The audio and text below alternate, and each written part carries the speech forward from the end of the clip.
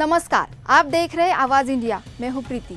आइए एक नजर डालते हैं देश दुनिया की 10 बड़ी खबरों पर। मणिपुर में एक बार फिर हिंसा भड़क गई है। अरामबाई तेंगोल संगठन के सदस्य और मोतेई कनन सिंह की गिरफ्तारी के बाद हालात बिगड़े हैं। इम्फाल पश्चिम, इम्फाल पूर्व, थौबल, बिष्णुपुर और काकचिंग जिलों में कानूनी आदेश लागू कर दिए गए हैं। इन इलाकों में मोबाइल और इंटरनेट सेवाएं भी बंद कर दी गई है। हालात पर काबू पाने के लिए भारी सुरक्षा बल तैनात किए गए हैं। उत्तर प्रदेश के बहराइच में मुख्यमंत्री योगी आदित्यनाथ के दौरे से पहले सुरक्षा एजेंसियां अलर्ट हो गई है।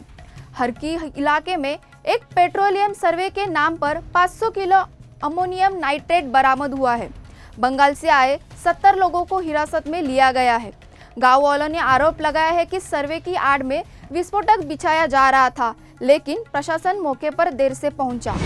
जम्मू कश्मीर के कठुआ जिले के रामकोट इलाके में संदिग्ध गतिविधियों के बाद सुरक्षा बलों ने सघन तलाशी अभियान चलाया। हालांकि फिलहाल किसी की गिरफ्तारी नहीं हुई है। सेना ने अंतर्राष्ट्रीय कॉल रिकॉर्ड के आधार पर एक व्यक्ति को पूछताछ के लिए उठाया है। जीओसी ने खुद मछेड़ी और बनी सेक्टर का दौरा कर ऑपरेशन की तैयारियां परखी है। सोशल मीडिया पर देश विरोधी पोस्ट करने वाले एक युवक को हिमाचल के पावंटा साहिब से गिरफ्तार किया गया है। आरोपी का नाम सुलेमान है, जो मूल रूप से उत्तर प्रदेश का रहने वाला है। उसने सोशल मीडिया पर पाकिस्तान जिंदाबाद लिखा और प्रधानमंत्री नरेंद्र मोदी पर अभद्र टिप्पणियां की थी। पुलिस ने उसे सब्जी की रेहड़ी लगाते वक्त पकड़ा। 2026 के विधानसभा चुनाव को लेकर गृह मंत्री अमित शाह ने बड़ा बयान दिया है।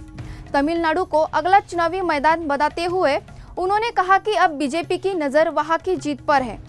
उन्होंने कार्यकर्ताओं से अपील की कि वे दिल्ली जैसी जीत दोहराने का संकल्प लें। शाह ने कहा, मेरी आंखें और कान अब तमिलनाडु पर है। दुनिया का सबसे ऊंचा रेलवे पुल चिनाब ब्रिज अब यात्रियों के लिए नया आकर्षण बन गया है। जम्मू कश्मीर की उड़ानें अब पायलट विशेष घोषणा कर पुल के बारे में जानकारी दे रहे हैं। यात्री फ्लाइट से ही इसकी तस्वीरें लेने को उत्सुक नजर आते हैं। ये पुल उधमपुर श्रीनगर बारामूला रेल लिंक का हिस्सा है और इसकी लंबाई 1315 मीटर है। राजस्थान में आरक्षण की मांग को लेकर गुर्जर आंदोलन ने फिर उग्र रूप ले लिया है। भरतपुर के पिलूपुरा में महापंचायत के बाद युवाओं ने दिल्ली मुंबई रेलवे ट्रैक पर कब्जा कर लिया। पटरियों को नुकसान पहुंचाया गया, कई जगह लाख खोल दिए गए। रेलवे सेवाएं प्रभावित हुई है और सुरक्षा बल मौके पर तैनात है।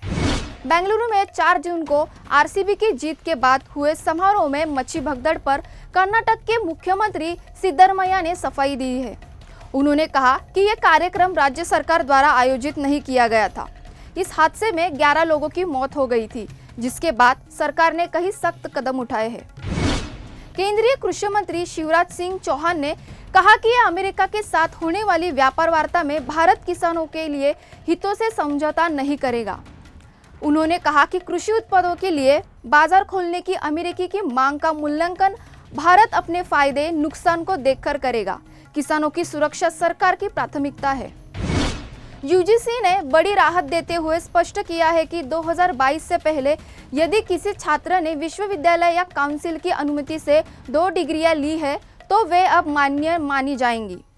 पहले इन्हें अमान्य किया गया था, जिस पर छात्रों ने आपत्ति जताई थी। अब पुराने आदेश में बदलाव कर नई मान्यता दी गई है। फिलहाल देश दुनिया की 10 बड़ी खबरों में इतना ही। जल्द होगी आपसे फिर मुलाकात, तब तक के लिए नमस्कार।